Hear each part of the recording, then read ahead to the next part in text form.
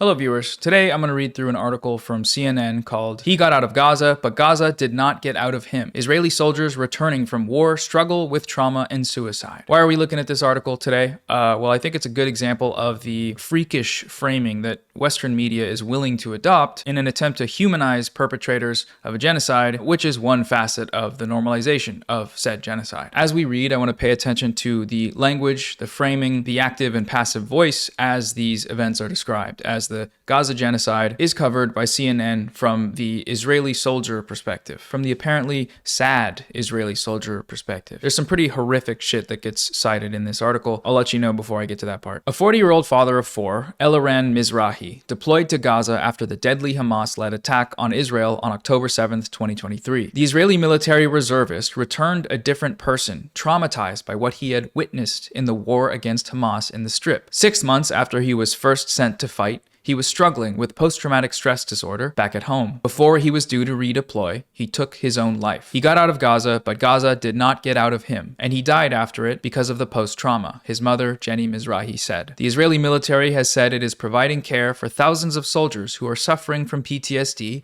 or mental illnesses caused by trauma during the war. It is unclear how many have taken their own lives, as the IDF has not provided an official figure. So already there are some small cues as to the perspective that this is being framed from. This soldier was traumatized by what he witnessed. Some form of harm was enacted upon him by something he saw but had no direct participation in, apparently. We don't know what was witnessed at this point, and we'll see what it is, but just keep that framing in mind. 1 year on, Israel's war in Gaza has killed more than 42,000 people, according to the health ministry in the Strip, with the United Nations reporting that most of the dead are women and children. The war, launched after Hamas killed 1,200 people and took more than 250 hostages, is already Israel's longest since the Jewish state was established. And as it now expands to Lebanon, some soldiers say they dread being drafted into yet another conflict. So notice, there's no mention of who is actually being killed, just that a lot of people are being killed in this one place, and some participants in that vague process are getting sad about it. It's also obviously being labeled a war in Western media. You will rarely find it being called anything other than that or conflict. But I, along with a bunch of Holocaust survivors and scholars and members of human rights organizations and academics and healthcare workers operating in Gaza, and really anyone that's been to Gaza, and the International Court of Justice, which determined that South Africa's case accusing Israel of genocide was plausible, issuing provisional measures in order to prevent this plausible genocide, which Israel has failed to adhere to in any meaningful sense. This group of people and organizations is willing to call this a genocide. And then on the other hand, you have the Israeli state and certain random divorced internet celebrities. Who's to say which side is correct? But regardless of how you feel, while I'm going to read the CNN article as it calls it a war, it is, from my perspective and others, a genocide. A lot of us are very scared of getting drafted again into a war in Lebanon, an IDF medic who served 4 months in Gaza told CNN. A lot of us don't trust the government right now. Israeli authorities, with rare exceptions, have closed off Gaza to foreign journalists unless under IDF escort, making it difficult to capture the full extent of Palestinian suffering or the experiences of soldiers there. Israeli soldiers who fought in the enclave told CNN they witnessed horrors the outside world can never truly comprehend. Their accounts offer a rare glimpse into the brutality of what critics have called Israeli Prime Minister Benjamin Netanyahu's forever war, and the intangible toll it takes on the soldiers who participate. So we're already off to a very odd start. Glimpses into the experiences of Israeli soldiers have been offered quite a bit by the soldiers themselves when they post photos and videos of themselves on social media, dancing to music as they destroy buildings, rifling through and defiling the homes that they have damaged or destroyed, and playing with the children's toys, or rifling through their clothing to wear women's underwear. Getting a look into the experience of Israeli soldiers is actually so not rare that there's a document of over 10,000 Israeli war crimes that have been committed on camera, and the reason we have these is because they post them on social media. Al Jazeera recently released an excellent documentary on this subject. I would recommend watching that, but even if this weren't the case, if nobody had phones there and they weren't posting this stuff, yes, it is difficult to get information from on the ground because Israel also keeps assassinating journalists, specifically targeting journalists and their entire families and killing all of them. In this genocide, we've seen the most journalists killed in a conflict in modern history, and we do have so much footage of these atrocities, both from the victims and from the perpetrators. So just imagine how much worse things are on the ground, given that Israel is so murderously restricting the people's ability to cover what's happening, to tell the truth about this. For many soldiers, the war in Gaza is a fight for Israel's survival and must be won by any means. Yeah, I mean, that kind of goes without saying, right? What they mean by any means is murdering a bunch of children, blowing up hospitals, destroying everything in sight. That's what that means. But the battle is also taking a mental toll that, due to stigma, is largely hidden from view. Interviews with Israeli soldiers, a medic, and the family of Mizrahi, the reservist who took his own life, provide a window into the psychological burden that the war is casting on Israeli society. Sorry, but just if you're aware of what's going on, this is just, do Nazi soldiers need better help? Could our genocide be more efficient if we just went for a morning walk every day to improve our mental health? Mizrahi deployed to Gaza on October 8th last year and was tasked with driving a D9 bulldozer, a 62-ton armored vehicle that can withstand bullets and explosives. He was a civilian for most of his life, working as a manager at an Israeli construction company. After witnessing the massacres committed by Hamas, he felt the need to fight, Jenny told CNN. The reservist spent 186 days in the enclave until he sustained injuries to his knee, followed by hearing damage in February when an RPG struck his vehicle. He was pulled out of Gaza for treatment and in April was diagnosed with PTSD, receiving weekly talk therapy. His treatment did not help. They didn't know how to treat the soldiers. Jenny, who lives in the Israeli Ma'ale Adumim settlement in the occupied West Bank, said, "Oh, that's great. So not only did they find a colonizing murderer's wife, they found a criminal colonizing murderer's wife, because that's illegal. Not that the state of Israel is legitimate by any means, but the West Bank settlements are, illegal under international law. These are the most extreme proponents of Palestinian genocide that you can find." When Mizrahi was on leave, he suffered from bouts of anger, sweating, insomnia, and social withdrawal, his family said. He told his family that only those who were in Gaza with him could understand what he was going through. He always says, "No one will understand what I saw," his sister told CNN. Jenny wondered if her son killed someone and couldn't handle it. Once again, this is littered with this passive observational voice. No one will understand what I saw. Okay, what would you do, though? That's, I think, the important part, that IDF soldiers, every single one of them, top to bottom, is complicit in this genocide machine. It's just a matter of how you chose to contribute. Mizrahi drove the bulldozers, and what does that mean? Well, we'll see. Okay, so in this article, the very next thing you see is an image of the Shujaya neighborhood completely destroyed. Absolutely stunning, the contrast here. Some guys are really sad. Unrelated photo, this is what they did. This is the results of their actions. This child walking through the destroyed remains of his neighborhood, he's in the photo, but we didn't reach out to him for comment. It's just whiplash, dude. It's fucking insane. He saw a lot of people die. Maybe he even killed someone. But we don't teach our children to do things like this. So when he did this, something like this, maybe it was a shock for him. So when she says we don't teach our children to do things like this, if she's referring to killing Palestinians, then that's not exactly true. Later in this same article, they cite a statistic that a year after the October 7th attack, only 6% of Israelis think the war in Gaza should be stopped due to the great cost in human life. The vast majority of Israelis do not give a fuck about dead Palestinians. So why is this person acting like volunteering for the military to go kill them is any form of contradiction whatsoever? It's not. It's built into the society. Guy Zakin, Mizrahi's friend and co-driver of the bulldozer, provided further insight into their experience in Gaza. "We saw very, very, very difficult things," Zakin told CNN. "Things that are difficult to accept." This is where things get pretty disturbing, so content warning for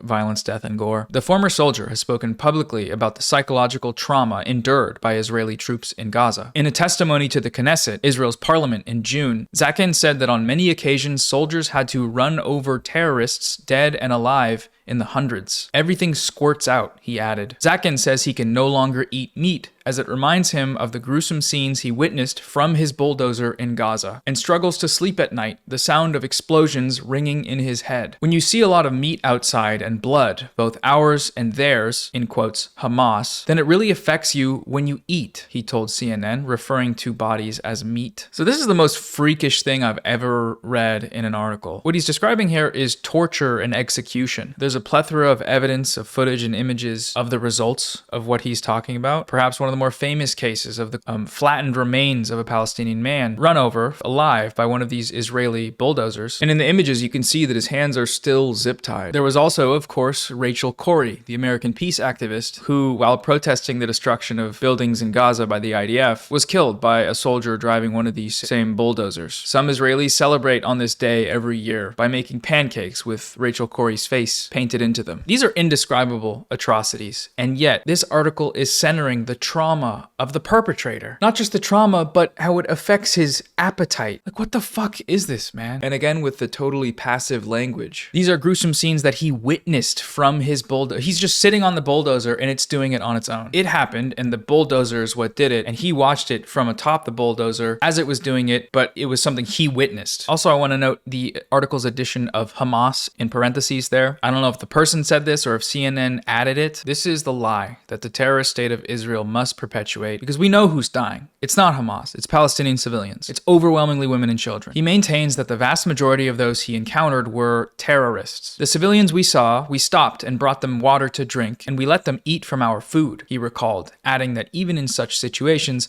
Hamas fighters would shoot them. Really? Attacking people that are just trying to get some food? Come on, guys. That's really bad. That's really Hamas of them. Eyewitnesses on the scene have told us that Israeli tanks as well as drones opened fire on this crowd. So there is no such thing as citizens, he said, referring to the ability of Hamas fighters to blend with civilians. This is terrorism. Okay, so now we have a little insight as to why the Hamas label was added. It's because there's no citizens, right? Another genocidal lie that they have to tell themselves, that their leadership tells them in order to continue with this project. When soldiers do encounter civilians, however, many face a moral dilemma, according to the IDF medic who spoke to CNN anonymously. There was a very strong collective attitude of distrust among Israeli soldiers toward the Palestinians in Gaza, especially at the outset of the war, the medic said. There was a notion that Gazans, including civilians, are bad, that they support Hamas, that they help Hamas, that they were hiding ammunition, the medic said. In the field, however, some of these attitudes changed when you actually see Gazan civilians in front of your eyes, they said. You know, I don't believe this for a single moment, but even if it were true, whatever attitudes may have changed in the minds of these soldiers have resulted in what? Nothing. Nothing has functionally changed. They are still committing genocide. They are still posting about it on TikTok. Our country is still unconditionally supporting it, and the only reason this line is being printed into a major publication is to, in some small ways, obfuscate all of those facts. The IDF has said that it does all it can to minimize civilian casualties in Gaza, including by sending text messages, making phone calls, and dropping evacuation leaflets to warn civilians ahead of attacks. Despite this, civilians in Gaza have been repeatedly killed in large numbers, including when sheltering in areas the military itself has designated as safe zones. So look how these two things are presented, right? The IDF said this. The evidence shows that they're actually lying and they're actually murdering a lot of people in some of the most heinous ways possible. Those are just two perspectives for you, the reader, to consider. Anytime you see, well, here's what the IDF said, it takes one search to find out that all of this is a lie. The mental health toll in Gaza is likely to be enormous. Relief groups and the UN have repeatedly highlighted the catastrophic mental health consequences of the war on civilians in Gaza, many of whom had already been scarred by a 17-year blockade and several wars with Israel. In an August report, the UN said the experiences of Gazans defy traditional biomedical definitions of PTSD, given that there is no post in Gaza's context. I mean, this line is just chilling, an outright admission that the suffering will never end, that this is genocide. This point just gets dropped in the article, and then it's immediately followed by turning back to the mental health of the person doing this, right? The IDF soldier. After Mizrahi took his own life, videos and photos surfaced on social media of the reservist bulldozing homes and buildings in Gaza and posing in front of vandalized structures. Some of the images, which were purportedly posted on his now removed social media accounts, appeared in a documentary that he was interviewed for on Israel's Channel 13. His sister, Shur, says she saw a lot of comments on social media accusing Mizrahi of being a murderer, cursing at him, and replying with unpleasant emojis. It was hard, she said, adding that she tried her best to overlook it. I know he had a good heart. Oh my god, dude. Unpleasant emojis. That's what we're talking about? That's what was hard to you. You know, when you say your brother had a good heart, you're wrong. He didn't, and neither do you. Because what the fuck are you talking about? He posted war crimes. They don't list the documentary by name. They don't link to it. But all it takes is one search. And yeah, this guy was a freak. He was posting the same shit that makes it into all these documentaries of war crimes.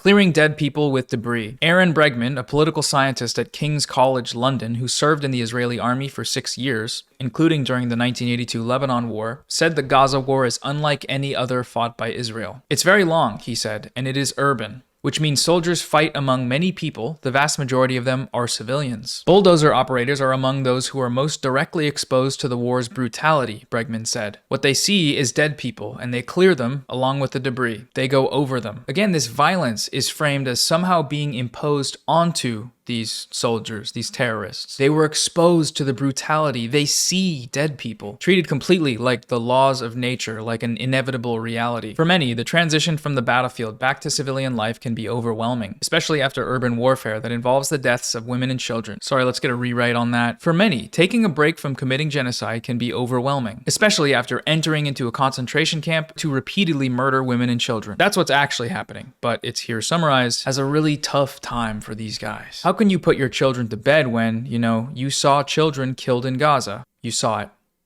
You saw it.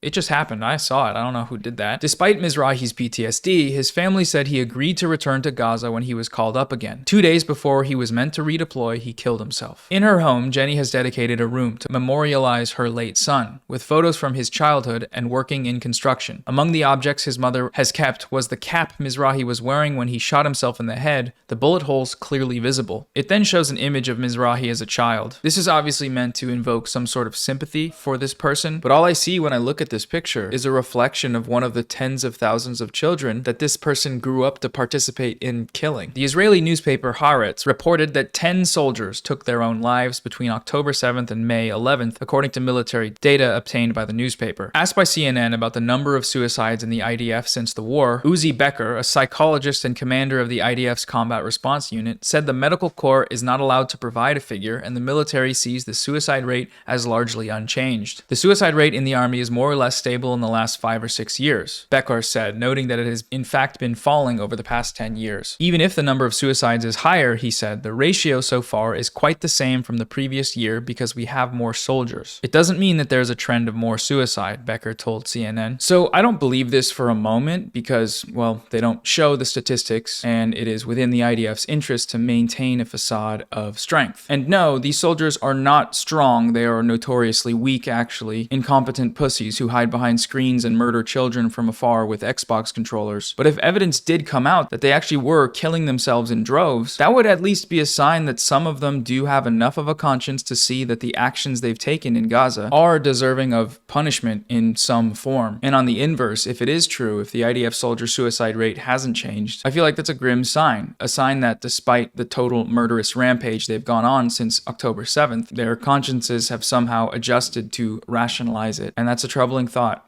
Becker, the IDF psychologist, said that one of the ways the military helps traumatized troops resume their lives is to try to normalize what they went through, partly by reminding them of the horrors committed on October 7th. This situation is not normal for human beings, Becker said, adding that when soldiers come back from the battlefield with PTSD symptoms, they ask, how do I get back home after what I saw? How do I get to engage with my kids after what I saw? We try to normalize it and to help them remember their values and why did they go there to Gaza. For the tens of thousands of Israelis who volunteered or were called up to fight, the war in Gaza was seen not only as an act of self-defense, but as an existential battle. That notion was touted by top Israeli political and military leaders, as well as Israel's international allies. Yeah, it was a good versus evil, remember? The children of light versus the children of darkness. They were all pretty clear about their intentions from the jump. So here we go again with these monsters having to tell themselves stories, having to remind themselves of the narrative that nothing could ever justify October 7th, but October 7th justifies everything. Anything you did, just remember what happened and all of it's washed away. You're absolved of your sins. Super important to note here that this is the power of spreading misinformation that demonizes not just Palestinians, but Hamas in general. The amount of misinformation that was spread about October 7th, claims of 40 beheaded babies, claims of mass campaigns of sexual assault, all of which were proven false. We can, in this article, see one of the results of such propaganda, which is a direct motivation for them to continue the genocide. These guys are downing themselves, and the IDF's therapists are using debunked New York Times articles to revive them, to keep them going on their killing spree. Netanyahu has described Hamas as the new Nazis, and US President Joe Biden has said that the ancient hatred of Jews endorsed by the Nazis was brought back to life on October 7th. The external threats to their country unified many Israelis, putting on hold domestic political squabbling that had for months divided society. Meanwhile, the suffering of Palestinians has largely been absent from Israeli television screens, which are dominated by news about the hostages in Gaza. After the Hamas attacks, polls showed that most Israelis supported the war in Gaza and did not want their government to halt the fighting, even while negotiating to release the kidnapped hostages. On the one-year anniversary of the October 7th attack, a survey published by the Israel Democracy Institute found that only 6% of Israelis think the war in Gaza should be stopped due to the great cost of human life. This is another unfortunate reality of the situation, is that Israel as a society is sick to its core with dehumanizing anti-Palestinian racism, to where all the political conversations about Netanyahu and internal government affairs are all centered around Israeli society itself and the hostages. The hostages being the ones that the IDF itself keeps killing. The genocide doesn't factor into it in any way. Most of the world has caught on to what's going on here. Most of the world's countries have condemned it. Most of the world's countries have called for a ceasefire. Protests against the genocide are some of the largest we've seen in decades. And still, just 6% give a fuck about the monumental loss of Palestinian life. Some soldiers, however, couldn't rationalize the horrors they had seen. When he returned from Gaza, Mizrahi often told his family that he felt invisible blood coming out of him, his mother said. Shir, his sister, blames the war for her brother's death. Because of the army, because of this war, my brother is not here. Maybe he didn't die from a bullet in combat or an RPG, but he died from an invisible bullet, she added, referring to his psychological pain. This is the lengths to which supporters of this genocide will go to rationalize what happened. They will make ghost stories. Stories about Palestinian ghosts, bullets from an enemy that doesn't exist. The only reason I'm wasting my breath on this story is because of how heinous of an example it is of the willingness of Western media to frame perpetrators of a genocide as victims. The prominent voices in the West do not see Palestinians as human and do not take seriously the violence enacted upon them. The war criminals perpetrating their genocide are given infinitely more sympathy and coverage and airtime than any single Palestinian victim. It's repulsive. It makes me sick to my stomach. I hope it makes you feel the same, and I hope it makes you angry, because it is so profoundly unjust and evil, and I hope you can harness that anger into productive ways like volunteering, donating, and protesting, because that's unfortunately all that we can really do. I've linked below a GoFundMe for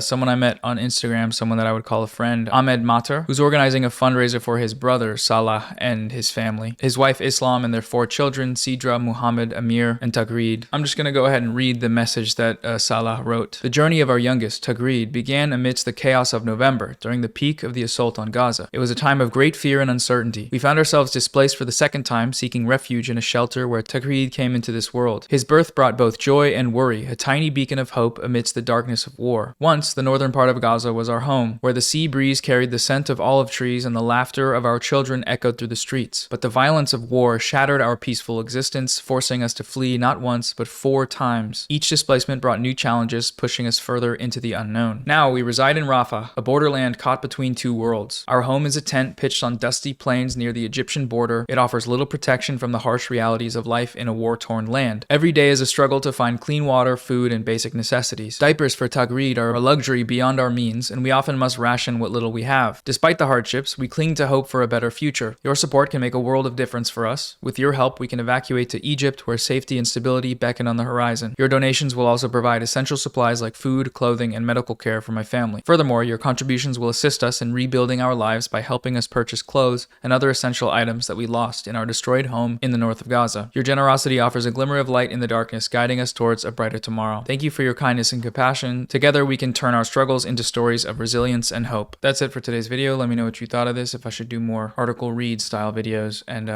see you on the next one.